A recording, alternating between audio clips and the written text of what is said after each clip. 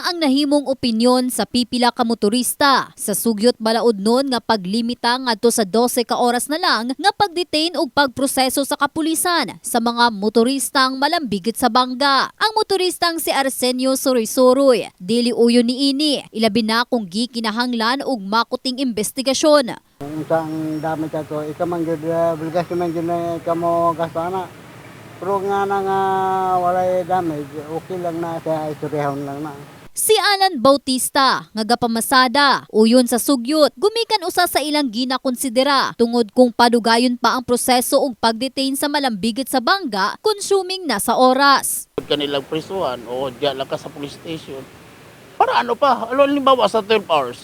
Kung imo ang nakabangga sa imo is na-damage siya, naabutan siya pila ka days sa hospital. Pila pud adlaw dito sa dili la siguro 12 hours. Sa sugyot nga giduso sa Kamara ni Iloilo City Representative Julian Baronda, kunang House Bill number 10262, Unfair Treatment of Individuals Involved in Traffic Accident Act, gusto ni ini nga limitahan na lang ang oras sa pagproseso sa naisgutan. Asan nakalatid sa sugyot nga gikinahanglan dalun sa pinakaduol nga istasyon ang mga malambigit o gikinahanglan ipailawom dayon sa makuting investigasyon. Sulod sa unom ka oras dungan sa pagkahitabo sa insidente, gikinahanglan nga maisumite na ang resulta sa investigasyon sa Chief of Police ug sa sunod nga 3 ka oras gikinahanglan nga makahimo og rekomendasyon ang Chief of Police o kinsa man ang gitahasan sa kaso ug ugali mang mapamatud-an nga wala kini sa laod, gikinahanglan na dayong pagawason. Gani kung ang hepe pa sa Traffic Enforcement Unit Jensen nga si Police Major Oliver Pauya ang pasultion, imposible ang 12 ka oras nga limit sa proseso, ilabi na kung gikinahanglan og makuting investigasyon. Kung talaga pag resulting to death, so 36.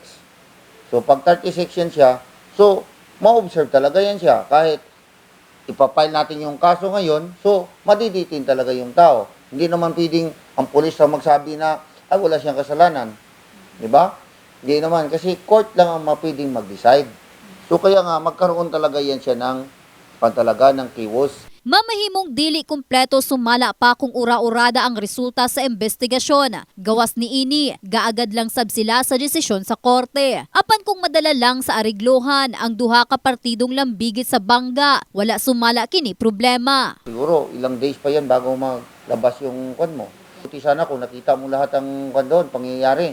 Kasi may mga insidente kailangan natin, eyewitness, yung CCTV cameras, para i-determine natin. Kasi mahirap within 6 hours, especially pag malayo, ang kanyan magpapalua pa sa ospital. Kasi hindi naman pwedeng madaliin. Tapos magdesisyon tayo na magkamali tayo. So, in fairness naman doon sa kabila, di ba? Kung madaliin natin, how siya magiging investigation. Hinuon og galing ma-approve man ang maong sugyot. Ang Philippine National Police ang maoy mupatuman niini ug mohimo sa guidelines ug procedure. In the heart of changing lives, kini si Russell Jean Mantile. Brigada News.